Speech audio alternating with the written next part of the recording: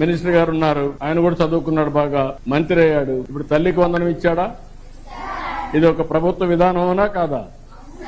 ఎట్లా వచ్చింది? ఆయన ఆలోచనలో నుంచి వచ్చింది. ఇప్పుడు జగన్ గారు అమ్మ ఒడి అని ఒక స్కీమ్ తీసుకొచ్చి దాని వెనక చాలా ఇన్ డెప్త్ కాన్సెప్ట్ ఉంది. ఒక చిన్న టీ షాప్ లోనో ఎక్కడో పిల్లలు పనిచేస్తుంటారు, 20 రూపీస్ కి 100 రూపీస్ కి చాలా తక్కువ వేజ్. అలాంటి వాళ్ళు స్కూల్ కి వెళ్ళడం అనేది first of all highly impossible. ఎందుకు అని అంటే ఈవెన్ 100 రూపీస్ వస్తే తప్ప వాళ్ళు అక్కడ సర్వైవ్ అవ్వలేదు. తన తర్వాత వాళ్ళ పిల్లల తర్వాత వాళ్ళ పిల్లలు అందరూ అదే టీ షాప్ లోనో ఎక్కడో అదే లో వేజ్ ఇన్కమ్ లోనే సెటిల్ అయిపోతారు. వాళ్ళకి గ్రోత్ అనేది ఉండదు. ఇప్పుడు జగన్ గారి ఐడియా ఏంటంటే, అవర్ ఆలోచన ఏంటంటే, ఫస్ట్ థింగ్ వైఎస్ఆర్ గారు ఫీజు రియంబర్స్మెంట్ అని చెప్పి ఆల్మోస్ట్ ఎంతో కష్టపడి మీరు కానీ ఇంటర్ పాస్ అయ్యి గ్రాడ్యుయేషన్ లెవెల్ కి వచ్చినప్పుడు free education was provided. In the sense like వాళ్ళు రియంబర్స్ చేసేవారు ఫీజుని. అది ఒక స్టెప్. బట్ ఇంటర్ వరకు రావాలి అని అంటే ఎంత స్ట్రగుల్ ఉంటుంది ఒక మిడిల్ క్లాస్ పర్సన్ కి, అది హైలీ అన్ఇమాజినబుల్. అలాంటి సిచ్యువేషన్ కూడా అబ్జర్వ్ చేసి జగన్ గారు ఏం చేశారంటే అమ్మ ఒడి అని చెప్పి ఒక స్కీమ్ తీసుకొచ్చారు.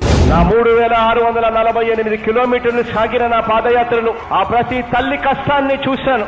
నేను ఉన్నాను అని చెప్పి ఆ ప్రతి చెల్లెమ్మకు చెప్పాను. చెప్పిన ఆ మాటను నిలబెట్టుకుంటూ ఈ అమ్మఒడి అనే పథకాన్ని అమలు చేస్తా ఉన్నాము అని సగర్వంగా తెలియచేస్తా ఉన్నాను.